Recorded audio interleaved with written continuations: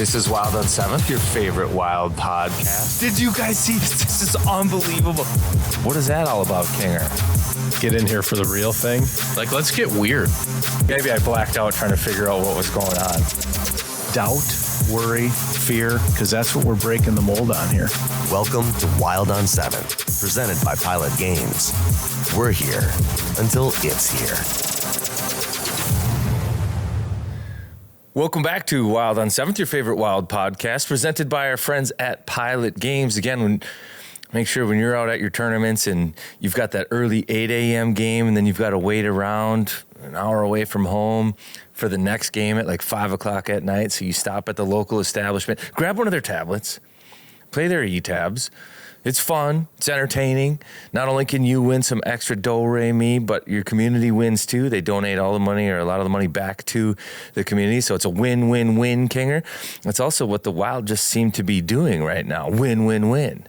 Yeah, my razor's officially retired, except for cleaning up the neck and the cheeks. I mean, no throw tea. No, we get no JoJo throw tea. We get points in most games.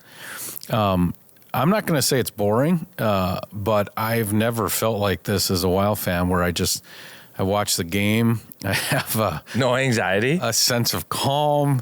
Even when we lose in a shootout, my wife will just be like, well, they got a point, and we go up to bed. It's just been it's been pretty good. Even just seeing the projected lineup, knock on wood. I'm still knocking on wood because I'm a Minnesotan, just with the same guys. We keep hearing, only two players with 25 goals with Boldy and Kirill on the same squad. It's just been a treat. I mean, let's go through this exercise quick. I think we have to go way back and give the Wild credit too, because they started on this heater with a beat up roster. Yeah. Like at some point in time, there were 7 regulars out, and they were still winning games. And they've battled through all that. They've found health. Guys have come back, and the fit has been seamless. Like it truly is impressive what they've done and how they've been able to do it. But let's go through and just real quick be like devil's advocate for, you've got 2 guys that score 25 goals. So now, okay, that's great. Where's the rest of the team? And you get to playoff hockey and teams can dictate matchups and you shut down 2 guys. Is that possible? Like, is it healthy to have 2 guys scoring 25 goals? The reason that I'm not worried about that is what I would just call the Quinn Hughes effect. I think the most underestimated part of this new amazing toy we have to play with in the state of hockey, Minnesota, the pucks on net just drop in the goal crease and somebody can just put it in, or it goes off somebody's breezers, or I don't know how to quantify how much having him changes your entire team. It's like steroids. Mm-hmm. Both the defenseman scoring has just been off the charts since he arrived. I don't know if that's like a bunch of blue liners being like, oh, we can wear capes too, this guy just makes everybody money. If I were an NHLer and Quinn Hughes is on my team, you're going to get 10 more points than you were going to get before he got there. So I think that changes things for Eriksson Ek. I think that changes things for Brock Faber. I think that changes things for a lot of other players besides Matt Boldy and Kirill Kaprizov. Yeah, let's just go. He just fires it, man. Yeah, not only that, but let's go to the Anaheim game. So the battle, the 5-2. There's been a lot of 4 points, and it's been a couple of years. Can you have your offensive drivers on the wing? Do you need your Sidney Crosby, Evgeny Malkin, your Anze Kopitar, like your offense to be driven through the middle of the ice, through the center position? And Billy Guerin has been kind of a trailblazer saying, no, you can do it different. You can do it different. You can create different offense differently. And still, I think the narrative going into the season was the Wild are still like a top center short, or a top 6 guy, specifically a top center. And Billy, I think even after the trade, said something to the effect that Quinn Hughes no, I'm not concerned about our offense, because at that time they were winning games 2-1, if you remember. I'm not. Quinn Hughes will help everybody's offense. And I think probably the best thing you can say about a player is how much he makes everybody else around him better. And I think Quinn Hughes is proving that now. Kaprizov, Boldy, they're scoring. Yes, they're going to score. They've got their 25.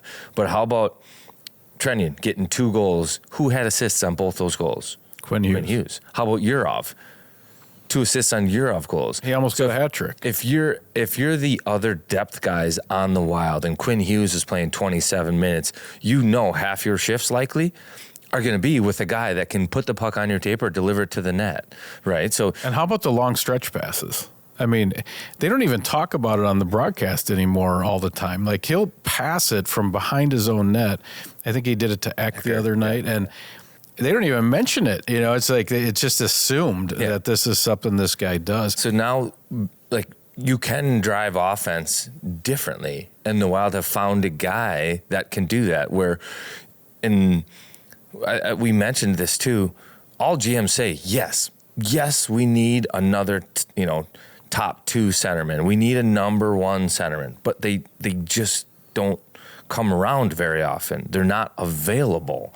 They don't grow on trees. It's a scarce commodity. And Bill Guerin had an opportunity to acquire a guy that is as good at his position as anybody else and can make everybody else better. So where he said, okay, we could maybe drive offense with a centerman or a top 6 kind of guy, but right now we're not seeing something that we like. But this guy in the back end can also do the same, and he's helping the rest of the roster generate offense too. And to your point, let's look at this road trip. Okay, we haven't recorded in a couple weeks, so some of these are overtime losses, but we score 4 against the Jets. We score 5 against the Knights. That kid Celebrini gets us, but we still score 3 against the Sharks. We get 5 against the Ducks. Even though it's an OT loss, the resilience against the Kings, we score 4, it being down 4 separate times in that game. Those are high goal totals, and it is coming from a lot of different people and a lot more points from the blue line. So this Quinn Hughes deal, man, it's steroids. We should talk about that, because all those games, aside from the Jets game, was against the Pacific. And the Pacific stinks right now. But they still have 5 in the playoffs in the West. Yeah. And I think the issue at the Pacific is, you look at Vegas, they have 46 points, Edmonton 46, Anaheim 45. They're not in the playoffs in the East. Those are your top 3 in the Pacific. In the East, they're not in the playoffs. And then you go to the wild cards, Seattle and LA Kings, 43 points each. I mean, everybody in the West is still in it, especially if you're in the Pacific, because San Jose, Utah, I suppose like Vancouver. But another huge surprise, how about Winnipeg, last place in the West, man? What happened there? But it's a little different the way it's all kind of set up. And the Wild are proving, like, in the Pacific has struggled for goals against. Like, the top 3 goals against in the Pacific in terms of Vegas, Edmonton, Anaheim, the top 3 teams, goals against 126, 143, 146. You go to the Central, Colorado's 93 against. So they're almost like 60 goals, 50 goals more. Dallas has 117, the Wild 115. And goals for, boy, also very different. Colorado 165, Dallas 146, Wild 138. But you go to the Pacific and those numbers are down too. For Vegas, 124. Like, they're -2, and they're the best in the Pacific. But good for the Wild for going out in the Pacific, finding a way to just continue to play their game, stick with it, put 4 or 5 up, and on what's been a challenging and lengthy road trip, they've collected points in every single game. Yeah, it's been awesome. And then we get this kind of fun thing where they're going to play the Kings, really essentially like a college hockey series. They played them, and then they're going to play them again.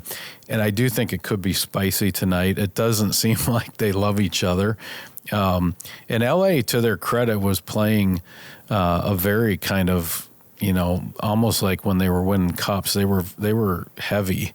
And that'll be an interesting game tonight. I think another opportunity to continue to prove themselves. But I really loved that Kings game, man, down 1-0, tie it, down 2-1, tie it, down 3-2, tie it, down 4-3, tie it. I mean, that is our guest today, Aaron Begoian. I mean, he's about human performance and mental strength against adversity. And this is certainly a group that seems to have that, Carts, because they just kind of deal with fortitude. Yeah. I mean, there's some belief there in themselves. Yes. And in the process, I think in the coaching staff too, like there's just like a unified belief, and I think is showing up on the ice.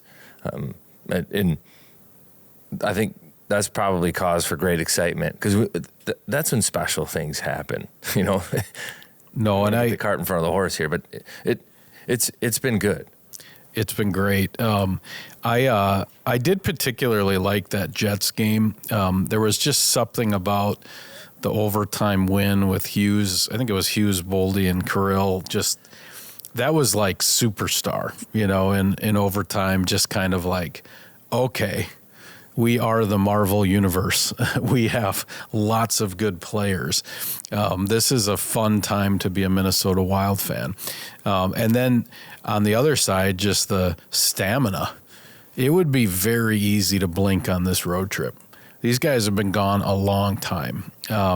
And just to kind of just lay an egg, and they apparently don't want to do that, which has been great. Is there some satisfaction in seeing Winnipeg lose, if you're a Wild fan? Absolutely. This President's Trophy. It was President's Trophy last year, if I'm not mistaken, for Winnipeg. And then this year, worst in the NHL. Yeah, the Stanley guy, too. I mean... Yeah, I was going to talk about it, because it's been a while since we've chatted. And let's go over current events in the NHL. Like Logan Stanley, the big D man that... Remember he kind of pancaked Kirill, and that's when Kirill got hurt? Yeah, I remember. Everyone remembers. I think it was the same guy twice, or the same team did it. Maybe it was a different guy. Maybe it was Dylan the first time. Well, the sitting on him one is the one it was like the G.I. Joe figure, you know, that just bent the wrong way. That was just a horrible, that's in my brain. But now I think all of the United States probably dislike that guy because he and Brady Tkachuk didn't have a helmet on, right? And Logan Stanley just kind of drops one glove and hits him with on the button with the right cross. You see that play? I didn't see it, but the Tkachuk families are near and dear to my heart. So how bad is Tkachuk hurt? I don't know if he's hurt. It just happened over the weekend. Logan Stanley ended up getting a 1-game suspension. But the next time those two teams play... So it was a sucker punch? Yeah. Okay. Well, I'm not a fan of Stanley by any means. So he's coming after the red, white, and blue as well, leading up to the Olympics. Ottawa, Winnipeg, next time they play each other. Circle it? Yes, must-see TV. Okay, check that out, producers. I think I saw at one point Tkachuk look at Winnipeg's bench and say, what number does he wear? I got to look it up. I think he said something like 5 or 55 or something like that. And he said, he's dead. 5 is dead. Like, won't even say his name. Like, reading his lips, he wouldn't even say Stanley's name. It was like, 5 is dead, whatever his number is. It's so funny. I love that. That's a good segue to the Olympic announcement. The Wild have 8 players in the Olympics. Only, is it Tampa and Florida have 9? So, congratulations to all of the players that made the Olympic team, both the U.S., the Swedes, and the German team. And we still might see more. I thought JoJo, I was really surprised that he wasn't put on Team Sweden right away with 32 points plus 21. That's a capital S snub, in my opinion. I just thought he did everything. And we know how much playing for the country means to the Swedes. So did that surprise you? I know he's older, but like this dude, I mean, have a season, JoJo. Yeah. Real quick, Logan Stanley wears 64, so there's that. Well, also not 5 or 55. So you're saying Brady's going to kill 3 dudes? Nah, somebody else is dead. But JoJo snub. I was like, the whole time I'm watching him, I had this bonus narrative of this guy's going to play himself onto Team Sweden. This is almost like they were talking about Patrick Kane for the U.S. team. I'm like, JoJo's he's going to do it, and he still might end up on the team. I think if one dude gets hurt, right? There's still a month of hockey here. I would not be surprised if he's packing his bags, but I don't know. I just, that one really threw me off. We had both the goaltenders. Yeah, you have a guy that's playing really well not make the team, but now that's a U.S. story and fairness, a Canadian story. There's a couple stories like that, right? Robertson, I was really surprised to see the Dallas Stars tweet themselves all of his statistics as compared to American-born players, and the caption just said, "We're going to leave this right here." Dallas is always spicy. Yeah, the socials. There were, whether it was Caulfield, Zegras, Robertson, it seemed like both squads really trusted the Four Nations chemistry. Whether that's Vinny Trocheck, Tom Wilson being added to Canada probably because of the physicality in Four Nations. It seems like the blueprint was established last year with the Four Nations, and most of the GMs that got to that gold medal game did not want to mess with that a ton. No.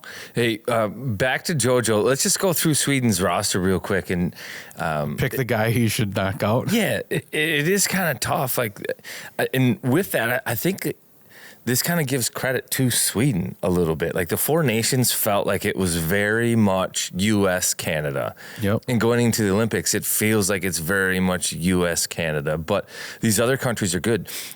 Sweden was an overtime goal away from playing in the gold medal game, right? And so they're obviously right there. But Jesper Bratt, New Jersey, good. Leo Carlsson, Eriksson Ek, Philip Forsberg. Now this is the one, Pontus Holmberg. I think that's the question mark. Alexander Wenberg, he plays the middle. Kempe, Landeskog, Lindholm, Nylander, Elias Pettersson, Ricard Raquel, Lucas Raymond, and Mika Zibanejad. I think we punt. Punt on Pont? Punt on Pont. Get JoJo in there. But it's just a compliment to the season he's had. He's been a big part of our success, and it just keeps going.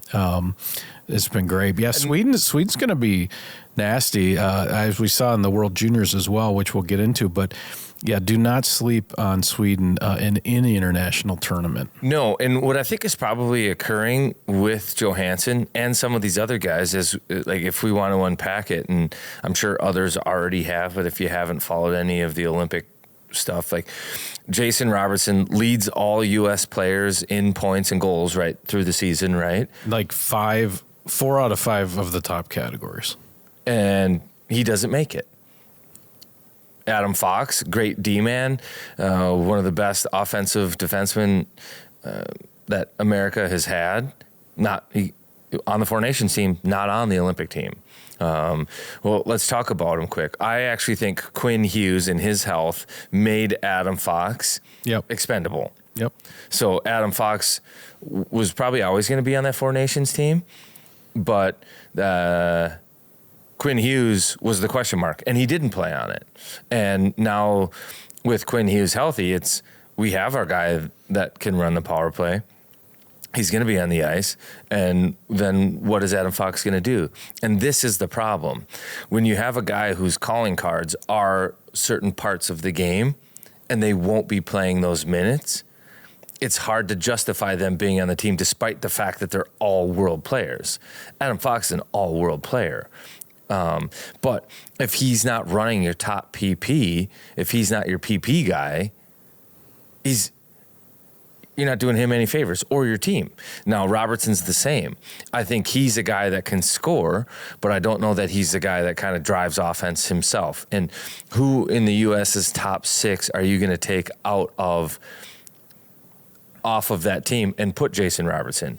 Because the other guys that I think you're like, well, how about JT Miller, or how about Vinny Trocheck, or how about some of these other guys in the U.S. roster that maybe have not been offensively up to snuff this season where Robertson has? Those guys, their game might adapt to a role a little bit better than Robertson's will. Robertson, if the game gets faster, I don't think skating is his strength. Scoring is. And if he's not going to be on your top power play and have it run through him, he might not be able to be as big a piece of that team.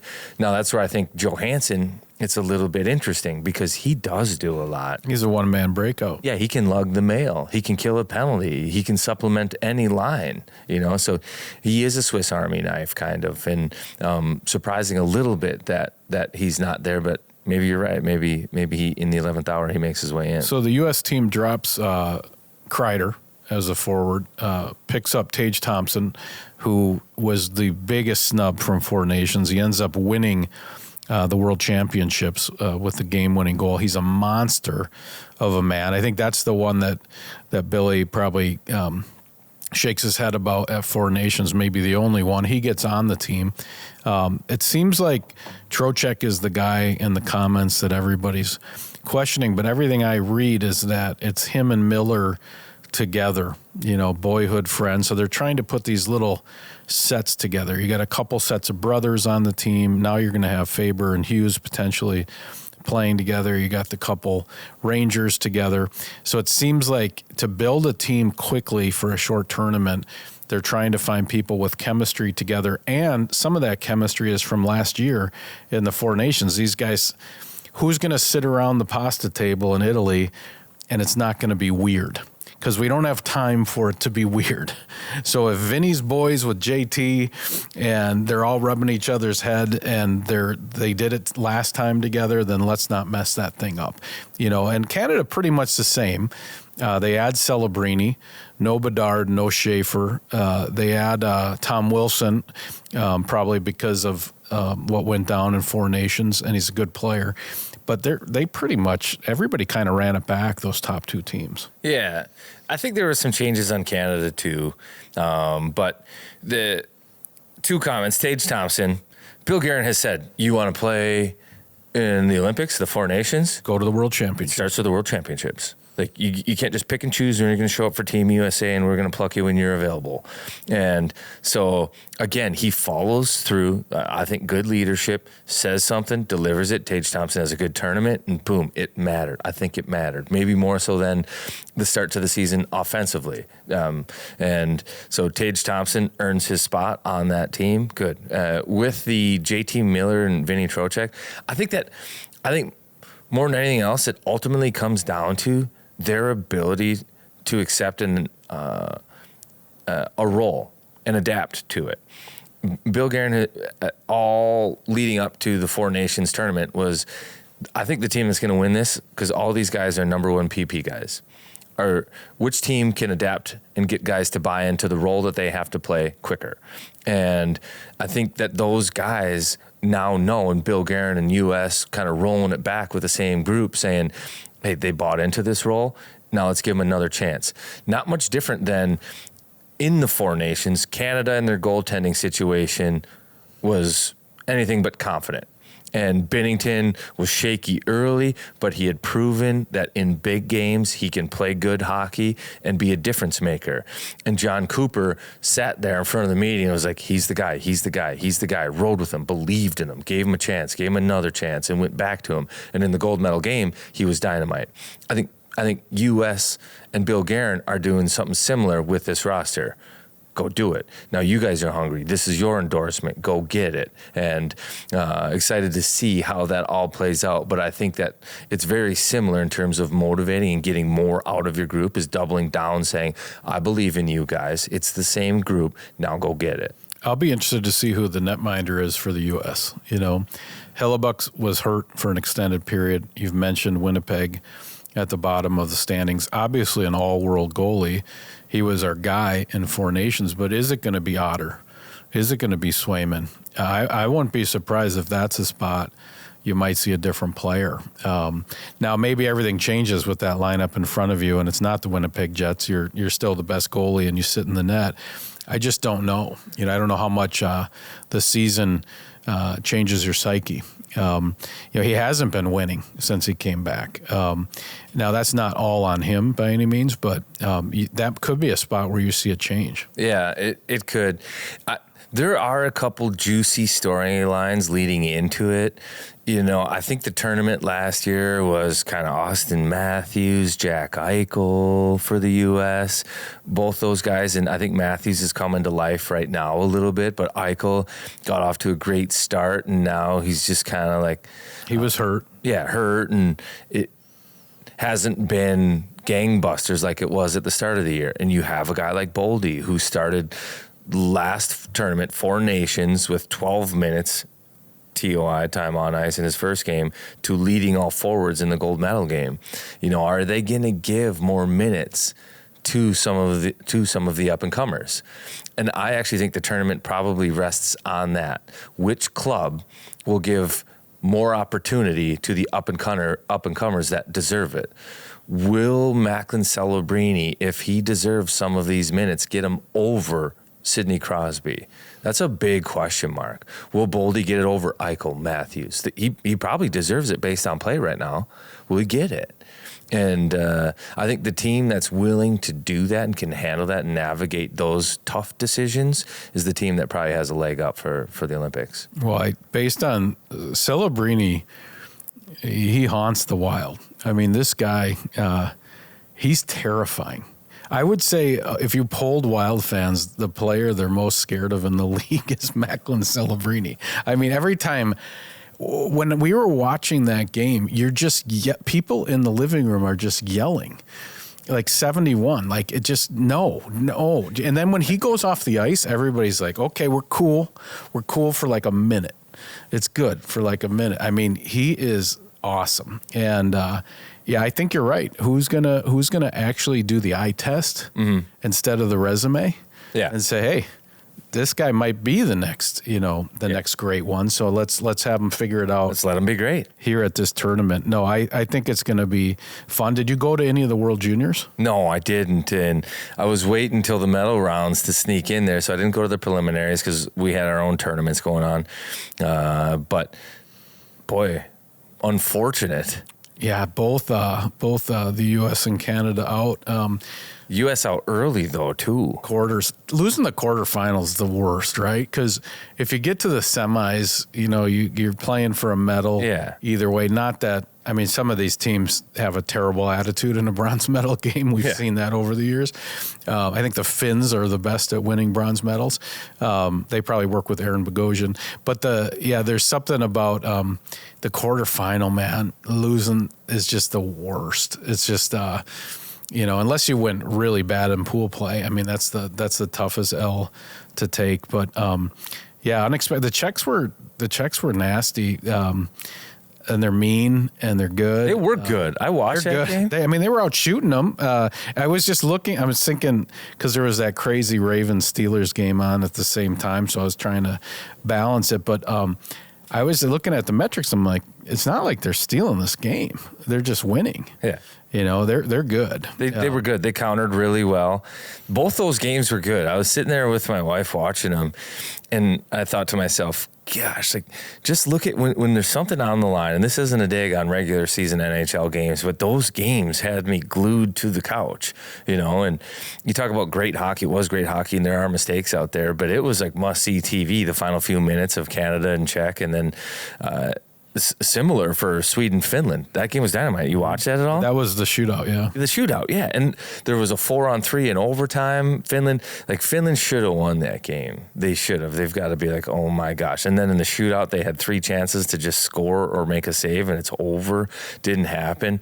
So Finland has to be kicking themselves a little bit right now, but great hockey, good hockey. Actually, the thought that came to my head is how could you get regular season NHL games to just have that much jam? I thought the exact same thing. I was like, we should have, this is such a bad idea. I thought the exact same thing. I'm like, we should have 3 30-game seasons. I said, and just have the cup like every 3 months. You win the cup. Because people like stakes. Yeah, and so do the players. They were dynamite. And this is what's hard about this time of the year. We're winning games. We're playing good. But you get to the point where you're like, just stay healthy. Keep doing what you're doing. Keep making deposits at the bank. It's like the discipline thing Bogosian talks about. Just make your bed, take your points to the bank, go to the counter, deposit them, stay healthy, break a sweat. It's not the same as Baltimore Steelers. Whoever loses is out of the playoffs. Sweden, Finn, overtime, right? Canada, Czech, overtime. I mean, stakes are awesome. And this is why we do the podcast. It's at some point, we might be staring at the Dallas Stars and their sassy little social media account for a 7-game series. And it's not really going to matter if Boldy and Kirill had 25 goals at, New Year's. I mean, it's just it's a different animal. Yeah. It's like everything we're doing now is to get a chip in a chair when there's stakes, and it's for everything. And you can get to a spot where you're comfortable. Yeah. Which that's ultimately when there's something on the line, there is no comfort, and again, it's a great interview with Bogosian kind of talking about pressure and playing that situation. So this is where you thought 3 mini seasons in one season. I mean, I honestly thought, I'm like, this is a terrible idea because it would totally dilute winning the Stanley Cup. But at the same time, I was like, also awesome, or something. Here's where my brain went with it. As you get eliminated as the season goes on. That would be amazing. You have mini series. So like the NBA does. Well, like individual games don't matter. Like let's say we're playing Colorado 5 times. Oh, I love that. You got to win the series. And then somehow at the end of the year, like whoever has the most series wins makes the playoffs. That's awesome too. So then like you can't sleep game 1, game 2 against Colorado because then you got to win 3 in a row. Because then you're having game 7s. Every game matters. During the season. Or it's like a 3-game series, So it's like you can't lose the first game because then all of a sudden, boom, you're a bounce away in game 2 from losing that series. It'd almost be like baseball, but in the end, it's not total games won. It's like your series win. You have to win the series to get the points in the standings. I like that. NBA Cup is a thing that's new the last couple years. Seems like the players get into that. That could be something the NHL looks at. The other narrative cards that's going to come out, it's already starting, is this 1 versus 8, the old playoff seeding. The top 3 teams in the NHL are all Central. And I know you got to beat everybody, but like you said before, no, you really don't. If it was the other way, you don't. If an 8 snipes the 1, you don't have to beat them. So, that's going to be nuts, man. It's going to happen right away. Well, again, that's where we need Aaron Begoian because anything easy isn't worth doing. He said that in the interview. Make sure you stick around for it. You will be mentally tougher and more prepared to also glad he wasn't here in the studio because I was nervous coming in here because I was reading about this guy. I knew he would look like a Bogosian, right? Which is a whole thing. And I'm like, he's just going to look at me. And he's just going to see my weaknesses right away. He's going to profile you and just be like, I know this guy. Or after he leaves, he's like, full of anxiety, self-doubt. You should sit up straighter. Or I saw the nicotine pouch in your pocket. That's not a good choice. I didn't know what he was going to do. So the fact that he was from an undisclosed location on a satellite phone made it much more comfortable. But yeah, we're going to need him. I think we bring him back right before the playoffs just to get our minds right. But he makes a good point, and he's the kind of guy that the Wild fans are going to need because, of course, it's like if you're a Wild fan, understand if you feel like this. All right, boom, the handcuffs, the salary cap handcuffs are off. There are no players. Bummer. Okay, we make a great trade. Yes, everything's going in the right direction where things are starting to materialize. The plan is coming together for the Wild to open up their winning window and really make some runs. And then it's, are you kidding me? Now we're stuck in the Central with Colorado. The Wild have lost 2 games in regulation since November 1st, and they've lost points on Colorado and have only gained 2 on Dallas. So I get it when you're feeling how is it this way right now? But that's where you need an Aaron Begoian to say hey, you've got to embrace the hard, just like Billy Guerin, choose your hard last year a little bit. Get through them because you really aren't going to get any sympathy for probably being oh, poor me. We got a good team and we finished 2nd in the Central, 2nd in the NHL. You have to beat, in that scenario, you'd have to beat Dallas, the number 3 team, and then go play Colorado, the number 1 team in the NHL, in your first 2 rounds. That absolutely would stink. But I tell you what, though, you get through them. You know, that's like then you get the Pacific. People forget we played the Russians in the semifinal. It wasn't in the gold medal game. So at some point, you're feeling pretty good about yourself wearing your black T-shirt, ready for the next round. So it is what it is. You know, but yeah, that's tough. The top 3 teams. Before we get out of here, I got to talk about the Quinn Hughes power down just anywhere. You know what I'm talking about? Have you seen this one? You're talking about where he's like a ghost on the bench? On the bench. The way he gets onto the bench. Did you see the latest one where he like, barely puts his leg over the TV timeout, and the shovels had to like go around him, and he stood there unfazed. Like there was nobody else around him. Almost like he was standing on the moon by himself. It was absolutely wild. I've heard they called him Pulse on his last team because he doesn't have one. I don't. You got to see this. You got to see this. No, he may be a zombie. Yeah, but he's our zombie. Yeah, like he plays 27 minutes a night, but he just needs like a random power down where he just will like sit there for 60 seconds, no movement, no thought. It's like a quick cat nap right there on the fly, and then boom, he's back, ready to go. Yeah, so. He may plug himself in. There's a USB port somewhere on that bench, I think. But no, it's unique, man. He just stares into space. I guess when you play as much as you do. The other thing I've been enjoying watching is he's got that Patty Kane. Guys are trying to hit him, and he's just slippery on the boards. You know, he does that little. I don't know. He's had to develop that. He's not a giant guy, and if you're another team. And he's the Hemi engine in the Minnesota Wild. That's the first guy on your list to go get. And he is slippery. He does a nice job of. Also, he'll just get the puck first and just whip it around the boards, and suddenly it's on a breakout to some forward at the blue line. I mean, he's crafty, and I don't think people watched him play. He was not in the Four Nations. He played on the West Coast. Yes, he played at Michigan. But I know for a fact Minnesotans did not have their eyes on this guy. Yeah. We knew he was good. But now seeing him, it's just been a treat. I'm curious to see if moving 2 hours east, 2 time zones east, will help the stardom of Quinn Hughes. Everybody knows he's a good player. It's Anze Kopitar effect. We've talked about that. Celebrini, maybe to some degree too. And across the board, if you play in the Pacific, you don't get the attention that maybe you deserve sometimes. And him being a couple time zones to the east a little bit might help all the hockey world appreciate like the kind of things that he can do now. You know, like people say he's the second best NHL or D-man in the NHL.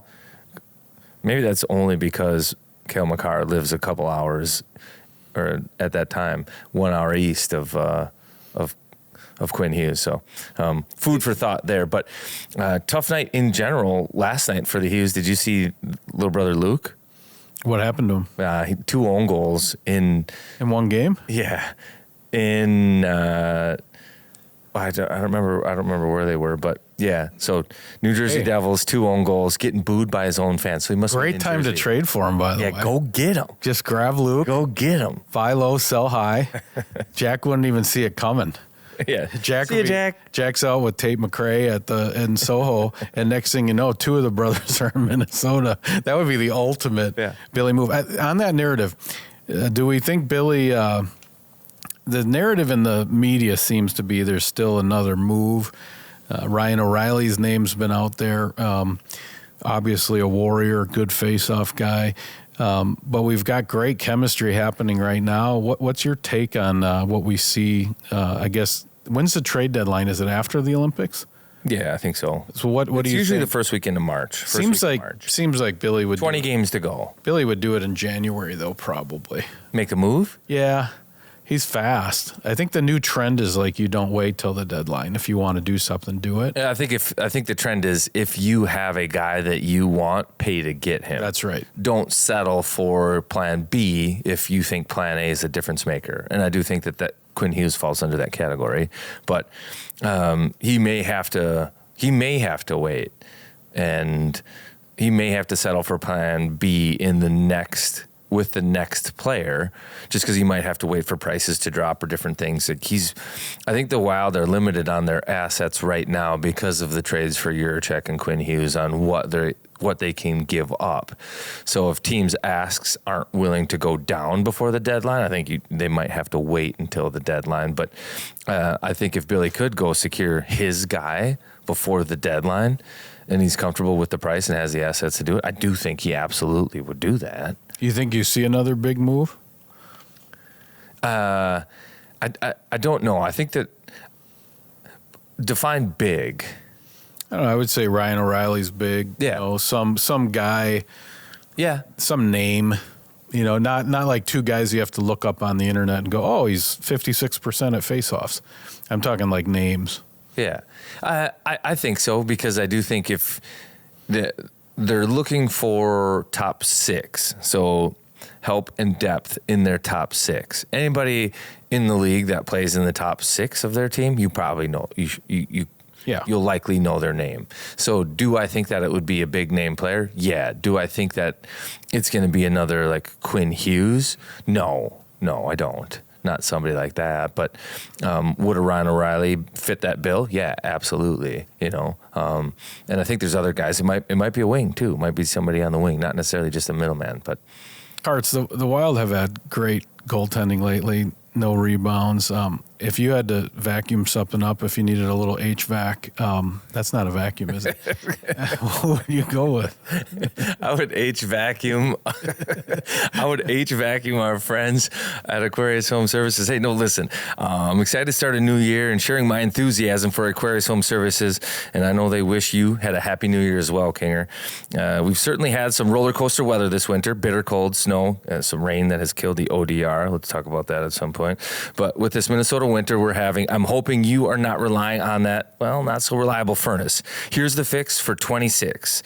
If your furnace just needs a little New Year's motivation, Aquarius has you covered with a $98 off any furnace repair. And if it's time to finally say goodbye and good riddance to that old, unreliable furnace, now's the perfect time to upgrade. From Aquarius, right now, enjoy no payments and no interest for 6 months on a new high-efficiency whole home heating and cooling system. That's right, Kinger. Enjoy today and don't pay until the summer. You've heard me talk about Aquarius for some time now. I wouldn't recommend them if I didn't believe in them. They have helped me be worry-free through all the seasons and situations.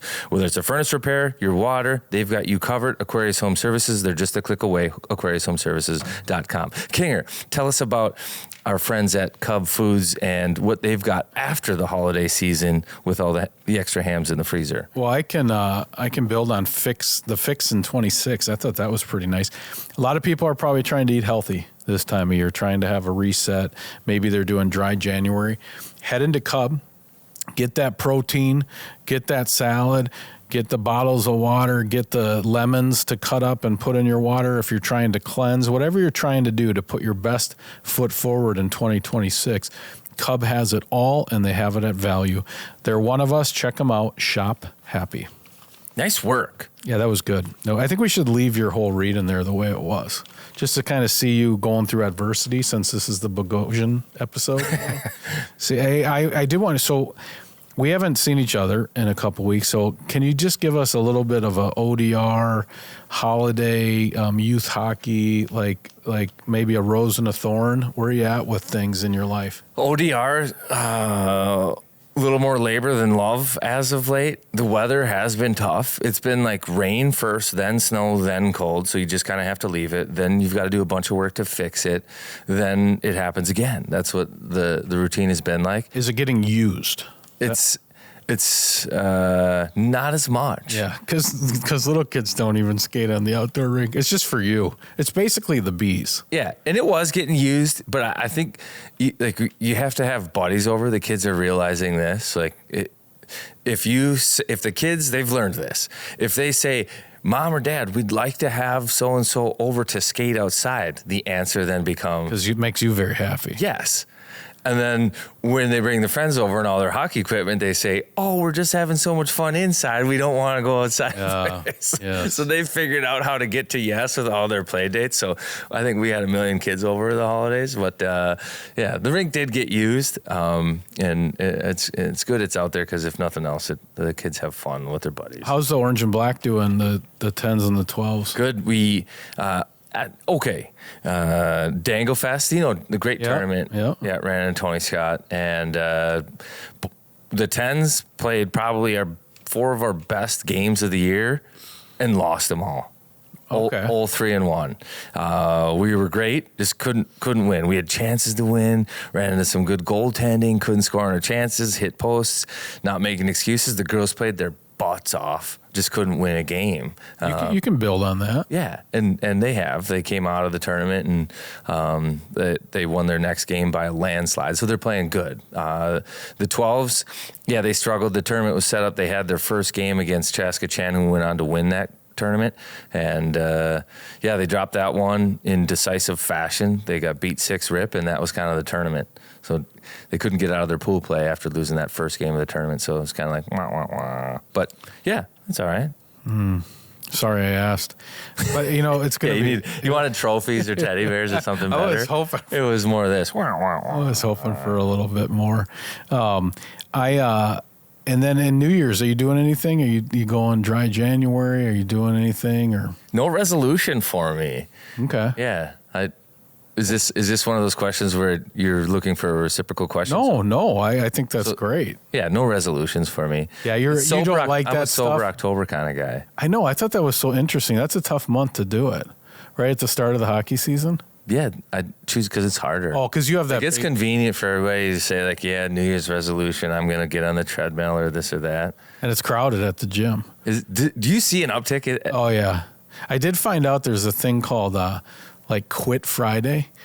So like the second Friday in January is when everybody's done with their resolution. It's like 14 days. The resolutions don't last like 14 days. Yeah, they've turned it into the TikTok thing, the second Friday in January. So if you're out there doing your thing, maybe get past that. Don't be a cliche. At least get past that. I tell you what I do want, though, is I want to get a sauna for in the house. Okay. Yeah. I like that. And I don't think I want one of those infrared ones. I don't know. Do you know anything about these? No, I think you need the real deal. Yeah. Over 145 degrees or something like that. You need water on the rocks. So if there's a good one out there, let me know. Use sauna. Reach out to Wild on 7th. Let's look at the week ahead. We got the second game against LA tonight. Do you anticipate animosity? A little Wild West. Drew Doughty famously gives 97 a bunch. I thought about that. So I saw Drew Doughty was on that game though. Doughty was on Spittin' Chicklets, and they asked him like who his new rival is, because he had gone back and forth with different players in the past. And I thought it might be Kirill, might be the guy, because you remember they've kind of gone toe to toe a couple of different times. Who did he say? He said he doesn't have one, needs to find a new one, which I actually thought was kind of a diss on Kirill. It used to be Matthew Tkachuk too. That's what they were talking about. I guess when they called him for Team Canada, the GM said he couldn't even. They said, what was the conversation with Drew like? And he said R-rated. So I guess Drew was just like talking about how they're going to go get it in Italy and, expletives. And yeah, he's coming. He's loaded for bear. So we'll have to see what that looks like tonight against LA. The boys finally get to come home on Friday after a game in Seattle and Thursday. And I would say to Wild fans, this Saturday against the Islanders, that should be a full house. Like, let's show the love for what we've been doing. I know it's the dog days, but these guys have been gone a long time. This is the first time to put eyes on your red hot hockey club. So I would think that'd be a pretty fun day down in St. Paul on Saturday. Agreed. Weekend, plenty of time to get out, grab your tablet, play your pilot games, your E-tabs, win some money, go to the game, have a good time, celebrate. I will say this, tickets have been in much higher demand. Yes. I've got season tickets, and now it's like, hey, you got your tickets? You get tickets? I'll go. Yeah, you want to come? Everybody wants to catch a Wild right now. I'm intrigued by this Kaprizov bobblehead night I think it's the 24th against Florida. I don't know. He looks like the bobblehead. The bobblehead looks like him. It's rare. It's a pretty solid bobblehead. Yeah, he has I prefer a little bit longer hair. No offense, Kirill, but he's got the long hair on the bobble. I don't know. I don't know if I want to wait in line. There's got to be an angle on that. Can you get a free bobblehead as a broadcaster? What you should say is you would like to show the bobblehead on the broadcast as part of one of the 4 25th anniversary nights. Yeah. And then just snag that for This me. is so great. You want free tickets to the game to go and not have to wait in line. I do for not the free want to wait. bobblehead, but you'd love to get a free bobblehead. I would too. love to get So if we could get free tickets to the game and a free bobblehead, any way you can make that happen? I need a line waiter. I need a guy that wants to go sit there and get the gray box. Maybe I'll just snag one from under someone's seats, if they're going up to get some food or something. Hey, the dog show is in town here too. Did you happen to swing by that at all? I did not. What, it was like a Westminster kind of deal? Yeah. Oh, no. I like the World's Greatest Rodeo. That usually comes to town at some point. Eric Church coming to town in February. Yeah. Do you know the most popular dog in America now? Golden Doodle? No. What is it? Keep guessing. Let's see if you get it. Bulldog? What kind? Same one you have. Yeah. English Bulldog? French. French Bulldog. Wow. I would have thought It was Lab for like ever. Yeah. And then, or like it was Golden Retriever, then Lab forever. And then the French Bulldog just took it over like last year or the year prior. I see a lot of Most doodles. popular dog in America is a French Bulldog. You're on trend. I'm on trend. That's good. Staying trendy, baby. Anything else that we didn't cover that you want to cover off? I mean, Yurov, I think. What do you make of Yurov? I mean, he just seems really smart. Steady. He's just a good hockey player. Just steady. And if he continues on his development path, I think everybody's going to be super happy. Seems to be going doesn't- faster than we thought. Well, what appears to me is he doesn't seem to be caught up in the bright lights. Like situations don't seem to faze him.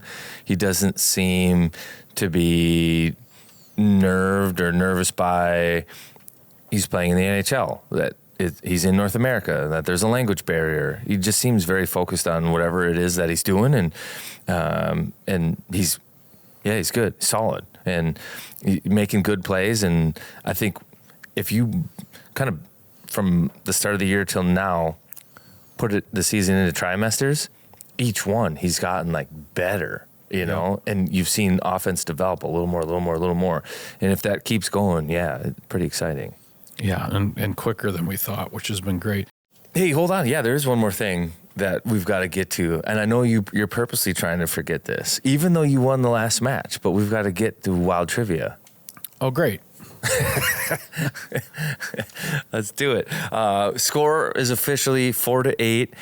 I think John has 2 asterisks, 2 helpers, but it's 4-8. Yeah. Your score is a multiple of mine. Sounds good. All right, let's do this. You got it ready, Huss? All right, here we go. Kicking it off. A minority amongst the league as a right-handed shot. Okay. Keeping it in the World Juniors thread. 22 years ago, he lost the gold medal in Helsinki, but had a pretty solid tournament with 6 points in 6 games.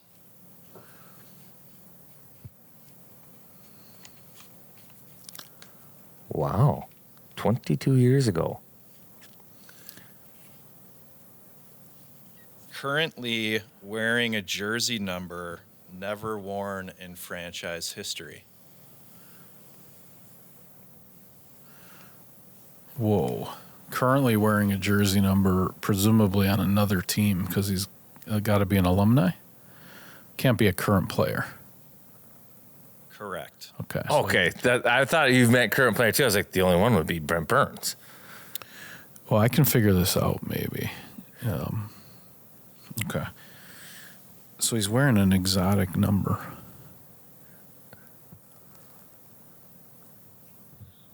Did you just guess? No. But should I ring in? I'll ring in. Brent Burns. Bingo. I put it on T for you. That would have been the best. That would have been a trivia garbage goal. Now, is that the game? Did he lose? He wasn't in the same game with Fleury when the U.S. won? Yeah, he would have. Was he would have been. Is he the same age? Yeah, because they're both at 03 draft. So yeah, they would have been. I knew he was a Canadian because I think they lost. Fleury was in net when we got our first gold. Skip work and watched it old school. All right, good. That was back in the day too. Like it was so fun when the state tournament would roll around that the teachers would roll like a TV in. You remember the TVs used to be like on carts, and they'd roll the TV into this. Yeah, everything was cool. Into the classroom, you could watch the state tournament. Gosh, that was so awesome. Nostalgia. But let's throw some credit Brent Burns' way. How about that dude in Colorado? Just continues. I don't know. And to play D and to be as physical as he is in over 1,500 games right now, it doesn't matter where he goes. The dude just wins too, from San Jose to Carolina to Colorado. Like every team he's on seems to be better when he's on it. But also, let's throw a bouquet. Still one cup away from the triple gold club, though. That's crazy. Yeah, we don't need that. We don't need another. Maybe trade for him. We don't need another Eric Johnson story. We don't need that. Let's have Colorado just blow a tire in the first round. But imagine. Now here's a good hypothetical question when it comes to Brent Burns. Do you think he's still playing in the NHL if he's a forward? Well, because they switched him, right? Well, I don't know what's harder. Probably not. I don't think so. Because consistency. I think you can be a lower pair D longer, maybe. Yeah, I agree. And your role diminishes so much. Like he would have been a top 6 forward, then, like it's harder for those guys to just kind of stick around. It's kind of like the Olympics conversation we had, right? And Corey Perry's still playing. That guy's got like 10 goals right now, just scored, so it is possible. But I think that move from Burns forward to the back end is a big reason why he's at 1,500 games. But how about being a coach and looking at your number 1 pick and just being like, you know what? If you're Jacques Lemaire, which he did, this guy I think is a D man. Let's move him back to D. Yeah. And then all of a sudden he's just all world. Legend. So great. Jacques pretty good at what he did. Is he number 3 on the Ironman list right now? Number 3 on the Ironman? Yeah. Wow. Yeah, so that's amazing too. He's been on that list, I think, a couple of times, which is also, how sweet is that? Also, been on the Ironman list a couple of times. Well, he carries that big backpack around, right, with his gerbils and snakes. And he also got attacked by a cheetah and didn't miss a game or live to tell about it. Practice. He was on the ice the next day. That's a great story. Attacked by a cheetah and live to tell about it. Brent Burns might be that cheetah is snake food. He might be the only guy cooler than our guest. He is cool. He's in the mix with. Should we flip it to Aaron Begoian? Have everybody in the Wild fan base become mentally stronger? Yeah, let's do it.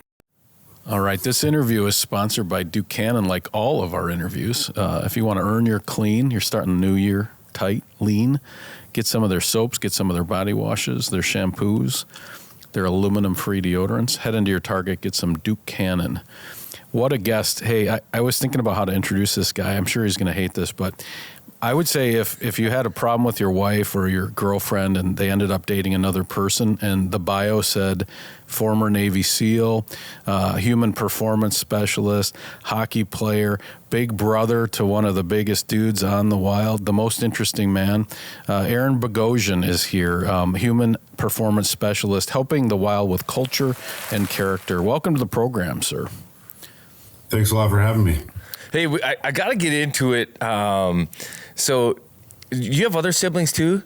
You and Zach? Yeah, so I'm the middle, yeah. So we got 3 boys. I have an older brother. We have an older brother, and then I'm the middle, and Zach's the youngest. So what was it like growing up in the Bogosian house? Was it just like WWE every day? Like how was it? Yeah. My mom, she stopped replacing the windows because she just got sick of it. So they just put plywood up.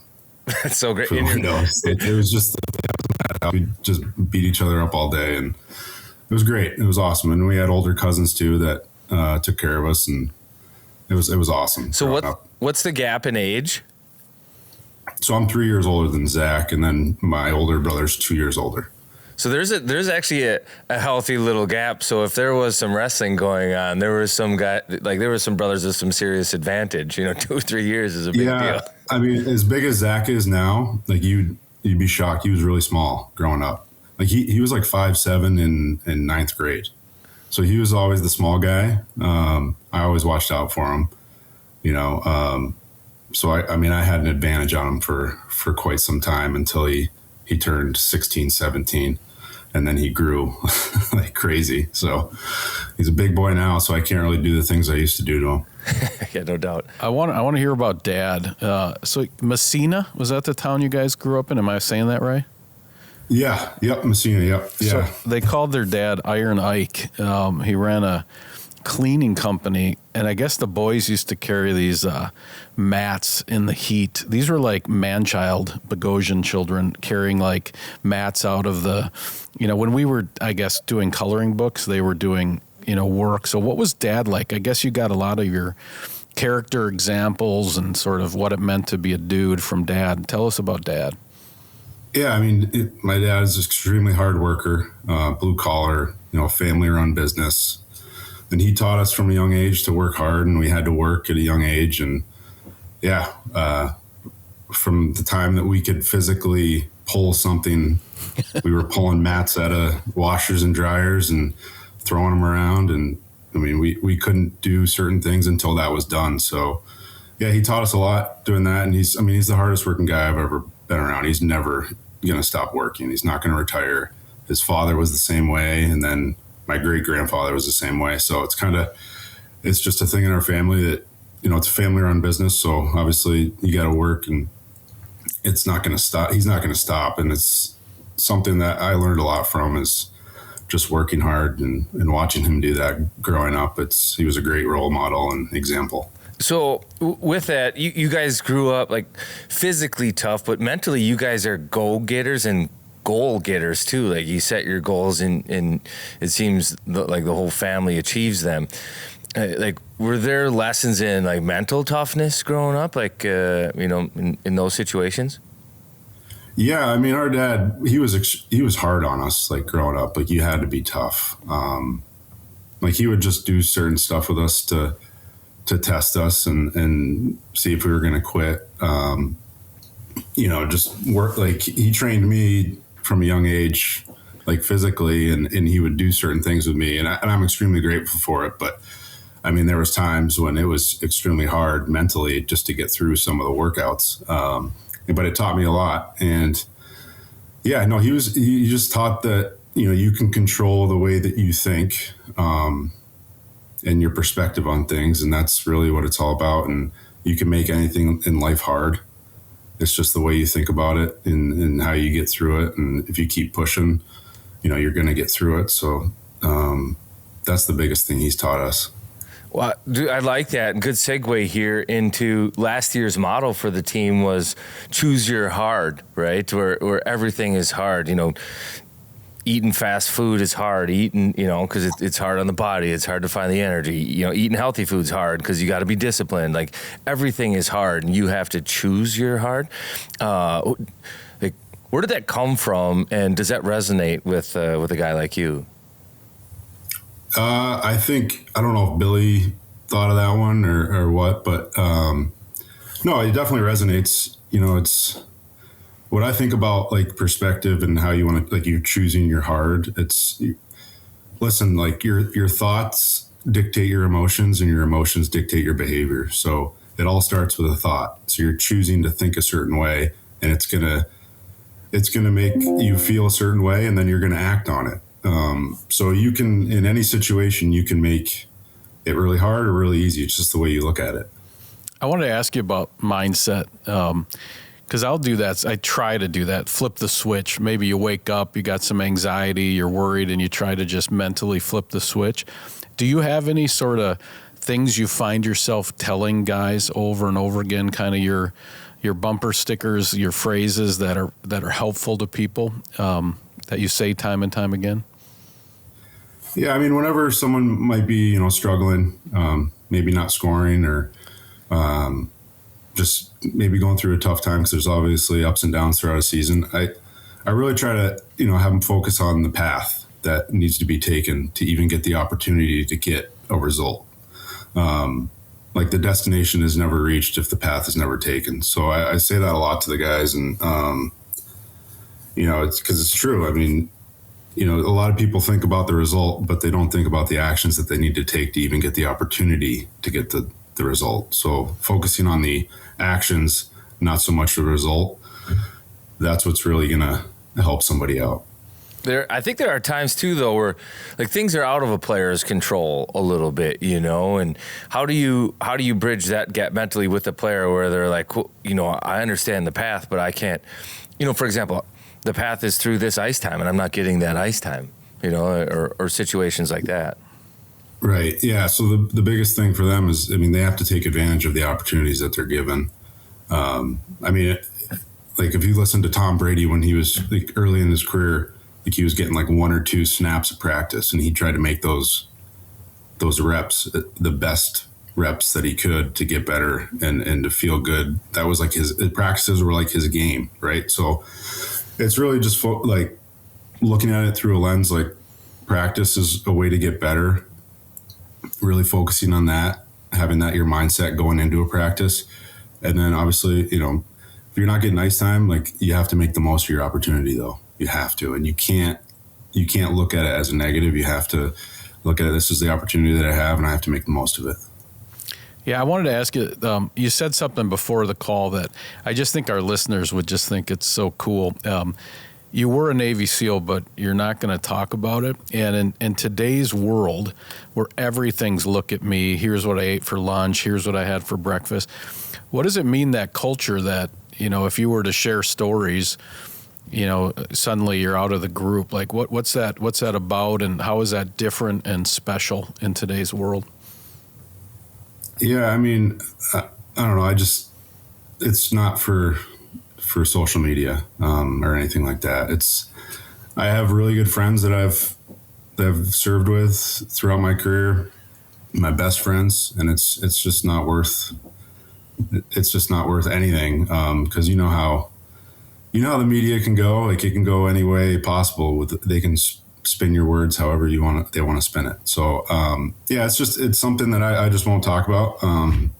It's my decision, and I respect everybody that I served with, and it's just not worth it to me to talk about it. I love that. He says to us, well, I was a Navy SEAL, and that's all you're going to hear today.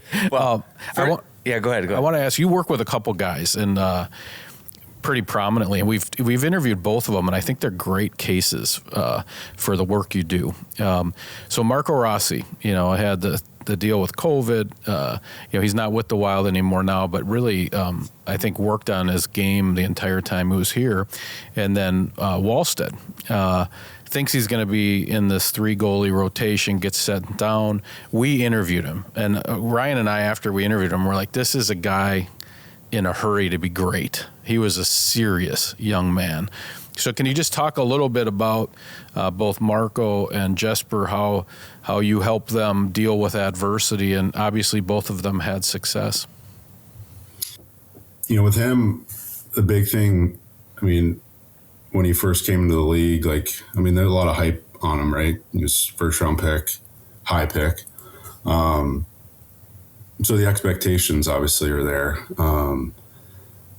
And when maybe things weren't going the way that he might have wanted or others wanted, I think just having him reflect on going through what he did, especially with I think it was the myocarditis, going through something like that, to learn from it and to use it as fuel, and to give confidence, right? Like you got through something hard, and not like anything health wise, can scare the hell out of somebody, right? So it scares the hell out of everybody. So just for him being able to focus on that and reflect, I got through this and there's nothing that really can stop me, having that mentality, that was big for him. And then, Jesper, he's an extremely driven person. He has extreme highly expectations of himself. And, for him, when he was going through that last year, I just kept reminding him, just just focus on getting better and use this experience to get better, to make you stronger. And as you can see now, it's paying off. Like usually, and I bet you if you ask him right now, like the feeling that he's having, the success, like it feels so much sweeter, probably because he went through what he did last year. Right. Absolutely. So that's a big thing that I kept trying to tell him. And listen, like maybe I helped them. I don't know, but for both guys, like they needed to make a choice, right? It's on them. That's them.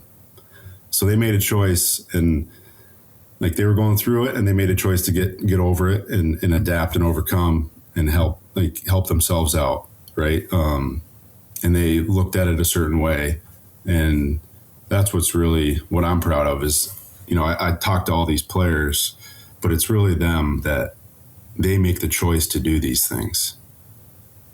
Does that make sense? Totally. Absolutely. One of the things you do is character assessments. So when the Wild are looking to draft a player or work with a young player, you maybe are looking at some of the intangibles. Is that body language? Is it a series of questions you're asking them? Is it if they show up to the Zoom 5 minutes late? How do you decide what's inside a person quickly? Well, I'm not going to talk about it much because, I mean, I don't know how much I can really say, but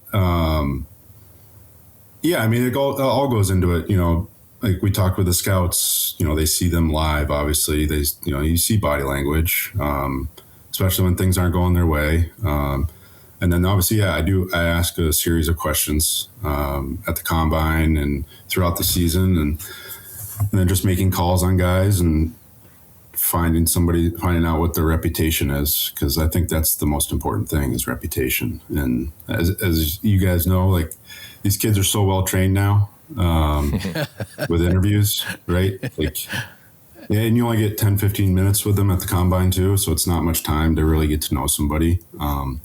So, someone's reputation, I believe is really valuable, because your reputation always follows you no matter what, good or bad.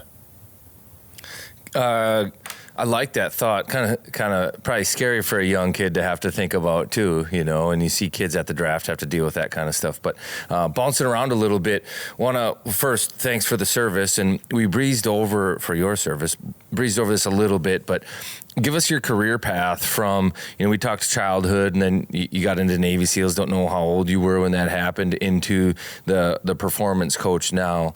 Walk us through like your professional path there.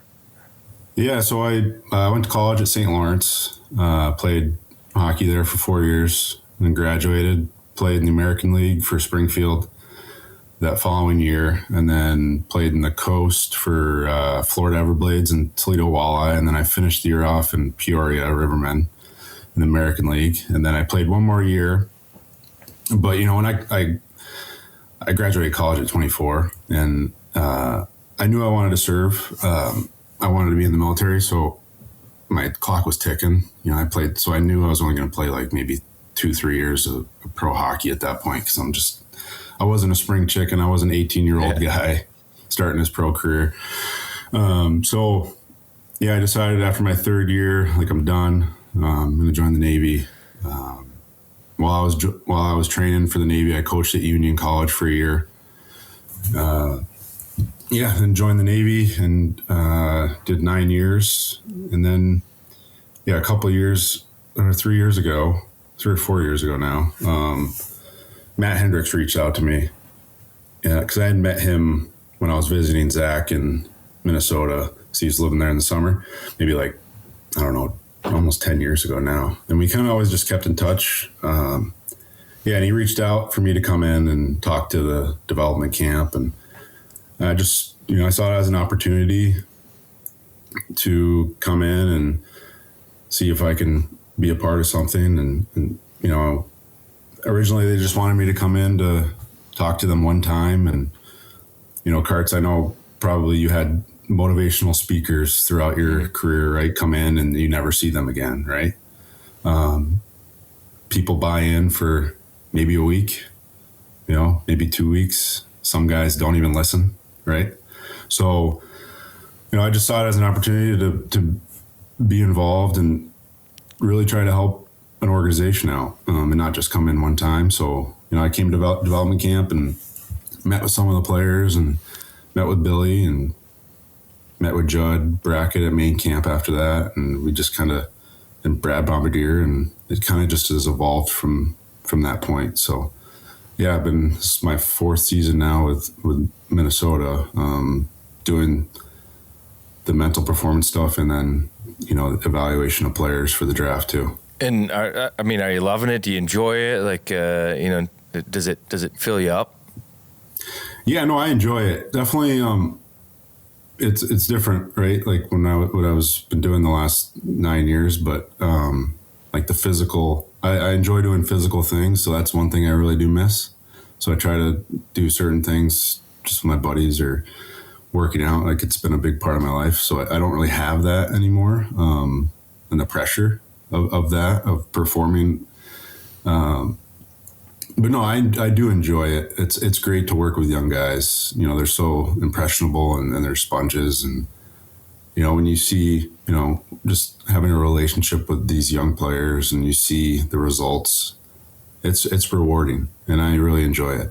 I tell you what, the team just as a whole, you watch the product on the ice, and I think we're recording. The team was in LA on a second of a back-to-back just the other day, and they have like mental toughness. They go down, they score 90 seconds later. They go down, they score 2 minutes later. Down a couple goals in San Jose, doesn't matter. They battle back. There's a mental fortitude that the club has that I don't know they've had in the past, and I have to believe that you are a part of that.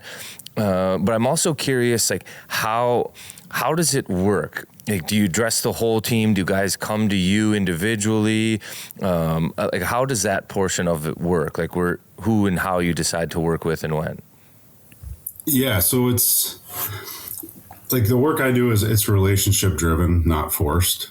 Like some interactions are scheduled, while many are like happen organically through, conversations or just a call, like a check-in call. So yeah, when I come to Minnesota, I'll grab guys after practice and talk to them, have a chat with them, check in with them. Some guys reach out, they'll call me. It's not forced. Like, and I've talked to the team in the past as a group, but yeah, they're playing really well right now, and it is a lot to do with the guys in the locker room. And, when things start to go south, they're able to adapt quick and they don't let it go too far, and they've been capitalizing. So it's been awesome to see.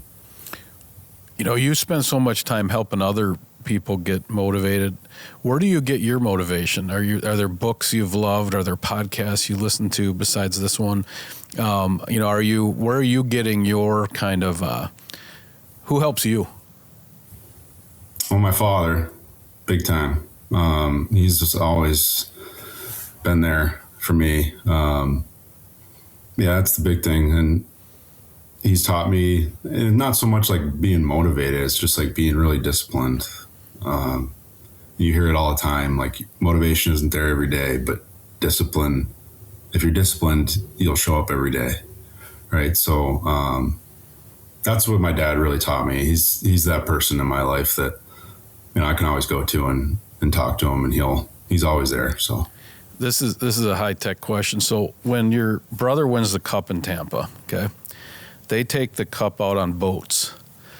Seems like a great opportunity for you to get a group together. You pop out from underwater and you surprise them. Is that something you talked about at all? Kind of get the boys back together, maybe take the cup, that never. No, I was on the boat with my brother enjoying it. So it was fun. Yeah. I was just a passenger. So, hey, and one other kind of related one, do you ever have guys that are too serious, right? Because like if I were a young kid and a former SEAL in a black T-shirt came to talk to me, I would be terrified, right? I would kind of get nervous, right? Like, what's he checking? He's checking on me.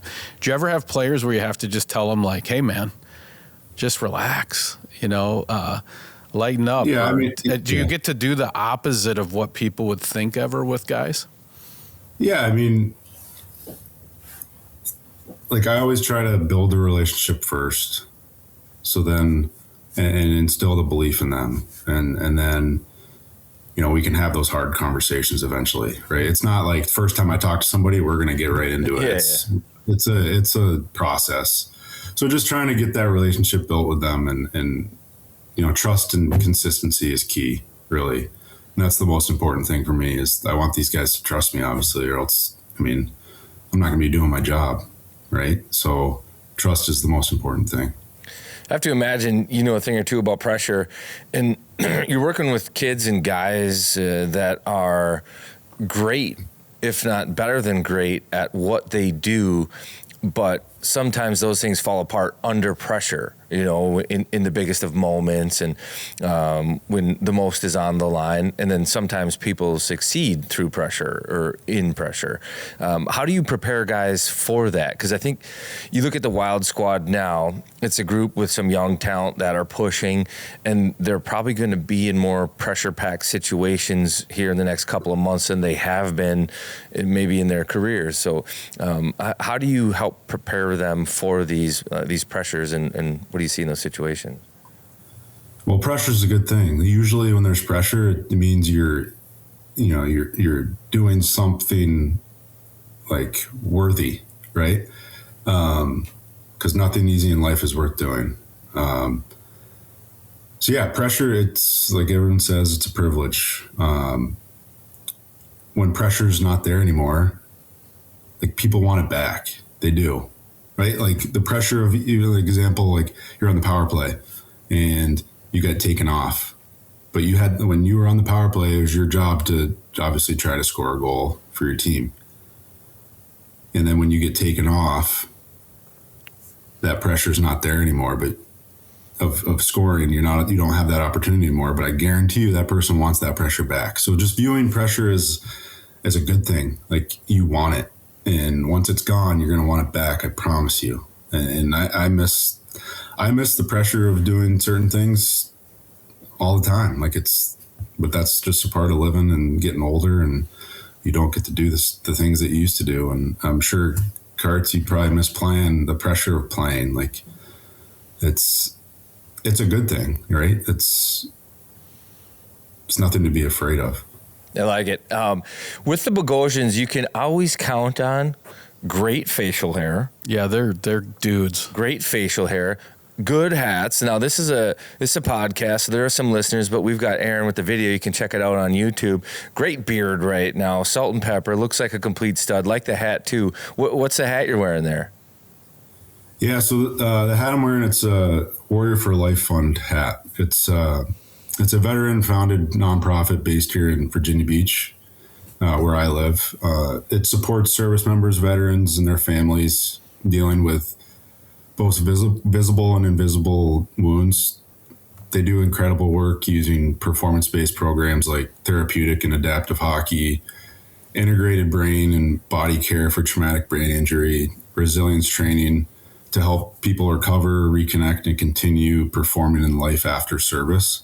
So it's not just about getting through like hard things. It's about building the skills and support system to thrive long term. So yeah, it's a foundation I'm involved with. Actually, Mark Mauer's pro scout for Minnesota. He's a big ambassador for the foundation, and they do a game in Boston every year. So this weekend, actually, on the 10th, we're playing against, it's all guys in the military. But we're playing against the 2011 Stanley Cup champ Bruins in Boston at their practice rink. So we did it last year and it was awesome. It was a really fun weekend.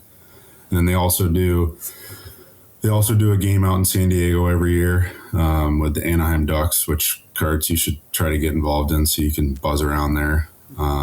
It's fun though. It's a really fun weekend, but it's a great foundation that's trying to help veterans continue on living a comfortable life, whether they've had certain injuries throughout their career. Is there a place we can go to donate, a website or something we can look up? Yeah, so the website's warriorforlifefund.org. So if you go on there, you can check out look more into the details of it. But yeah, there's a spot you can donate on there, and anything obviously is appreciated, and it's going a long way. So it's awesome. Cool. Love it. Yeah. I know pressure is a privilege, but I don't know that I still need the pressure to have to perform out there on the ice. But I could maybe go out to Anaheim, play a game, and put the pressure on myself to just get through it. How about that? Well, you just got it's fun. Just get through it. Yeah, just start a relationship with them. Maybe you have lunch at Tria. You talk to them. You make a phone call after a youth hockey game. Yeah. And then next thing you know, you're in San Diego. That does sound nice, though. 2 goals, 1 assist, maybe a fish taco. There you go. You never know. There you go. Hey, I wanted to ask you there. It's very clear. One of the things I love about how you approach this is you don't want to do any of the normal BS. So all the stuff you think about motivational speakers or this or that, you're clearly relationship based and it's individual. There was a quote in an article, when someone believes in you, it does something to you. So is that really a huge piece of what you do, is that these players know you're invested and you care and you know their story? I mean, is that pretty key to helping them, that you are their big brother, so to speak? Yeah, I believe so. I mean, just from my experience, like, my father believed in me so much, right? And it helped me out. My brothers, right? And I'm sure Zach would say, like, I believe in that guy. I knew, like, when he was going through the times in Buffalo, like surgeries and everything, I knew he was going to get out of it. I just knew it. I believed in him. And just using that experience with him and having my father believe in me and seeing what that did to me, and just being, self-aware of that when somebody believes in you, it does go a long way. And, it makes you feel good, right? It does. And, when someone believes in you, you want to do a job for them. You want to help, like, you want to make them proud, right? And that's the approach that I've always had, especially that's what I'm trying to do now to this day, is try to make my father proud. And I hope I have. And that's the biggest thing with belief. Right, we got to end on that. Yeah, I think that's where we drive it. If he's not proud, I mean, go carry some mats or something. I don't know what more you can do. You got a pretty good resume here, Aaron. So thanks for everything you've done for obviously the country, and certainly for the Minnesota Wild, and your brothers in service with the fund. So, hey man, this was awesome. So excited to have you on, and thank you. Yeah, appreciate it. Turns out the more Bogosians, the better. So let's get everybody in the mix over here. This has been great. So, we want Ike. Yeah, we want Ike. Yeah. Oh, Ike Tyson. I don't know. He just left this morning, so he was down here for the holidays. So you don't have he hit a deer. He hit a deer on the way home, but he's okay. I'm sure he is. Deer is, or he is. He is. He cleaned it. He cleaned it with his bare hands and ate its heart. Yeah. And then got back in the truck. You got anything on your brother that you won't do the SEALs dirty, but would you do your brother dirty? You got a question we could ask him, a story? Did he used to cry all the time when he was little? Did you ever hang him on a doorknob by his underwear? You got anything? I mean, we made him play goalie a lot. And, okay. That's why he's such a good shot blocker now, maybe. Yeah. We were using a racquetball one day, and I hit a slap shot and I hit him right in the eye, and he went inside. Had a white ice pack on, and then he was like, all right, I'm good. He comes back out. I hit him in the other eye with the racquetball. So he was the goalie a lot. He was tough, from a young age. Usually the youngest kid had to get in there and just eat pucks. And he doesn't wear a visor today. He didn't learn his lesson. He should wear racquetball goggles and then no visor. Yeah, but no, I can't. That's all I'll go on him. All right. I can't do him dirty. That's good. Well, thank you, sir. We appreciate it. Thanks, my man. Right, have a good one. Yep. All right, you too. See ya. Take care. Bye-bye.